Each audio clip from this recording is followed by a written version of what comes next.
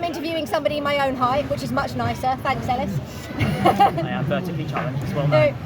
This is Ellis from Magnetar. I mean, gosh, you've got so many robots at the moment. You competed in China as well. What was the one you had in China again? Sandstorm. And also Hounds. Which one? Hounds. Hounds. That was a cluster bot for combat. Was that China as well? That was China, yeah. How well did you do in China?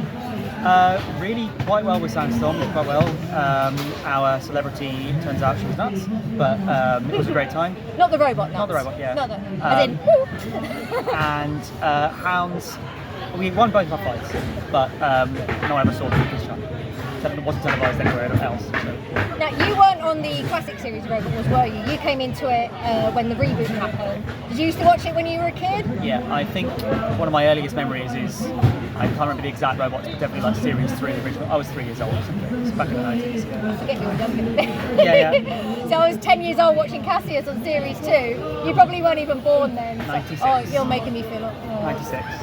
You're making me feel old, Ellis. Right. Okay, what was it about Robot Wars that made you think, I want to do that? To be honest, it was Robot Wars, but it was also all the other TV shows at the time, you know, Scrappy Challenge, Techno Games and all that stuff. I was interested in all of those. I was always making stuff. And then it was, later on in life, I was a big fan of the TV show, I just enjoyed it. And I made my own out of like cardboard or whatever. But then it was actually in my early teens, so I was struggling a bit with school and stuff, and I found that it all happens like this, events like this, and just not on TV. And I found it online, found the FRA forum, annoyed people for like 2 or 3 years. With lots of questions. Probably continued to annoy people since. I just kind of got into it as an outlet for engineering creativity, and suddenly gave me skills that turned out to be monetizable. So. Do you find that, like, now that we have the internet, because when I was a kid watching Robot Wars, we didn't have the internet, so I couldn't, look online and look up live events or build diaries or anything like that. Do you think the internet is a really big tool for help? Because you were self-taught for a lot of stuff, and I know the internet played a large part in that for you, so this is an invaluable tool, isn't it? Absolutely. What I've ended up being able to do from a career perspective has been entirely as a result of YouTube videos, basically. You can learn anything from YouTube, right? Literally anything. So I substituted formal education, further education with Google results on YouTube. So because I'm not a degree engineer either, like you, so we're sort of peas in a pod like that. And one of the things I like telling people is you don't have to be an engineer builder. You could be a hobbyist builder and still do well. I've always said if I ever had the opportunity to do a TED Talk, that would be what it's about. It's basically there are alternatives to formal education. Not saying they're necessarily always better, and not necessarily saying they're easy. In my case, it was not. Yeah. But there are alternatives, and I think that if I'd known that at a younger age, it would have been quite comfortable. So. Well, what we will say is, don't let not being an engineer put you off from entering the sport of robot fighting. Right? I only got comfortable calling myself an engineer like 3 years ago.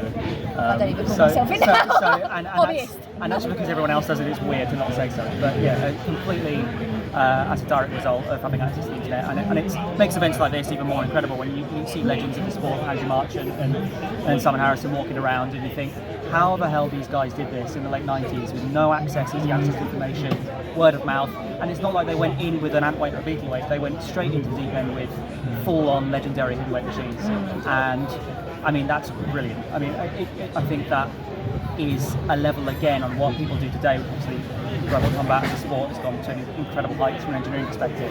The radio technology from before, that just boggles my mind. Everything was impossibly hard and expensive, and yet they still managed to make machines that were bloody brilliant. Yeah. So massive kudos to people who have been doing this their whole lives. Right, going to bring it back to BattleBots, because at the moment the Golden Bolt tournament's on.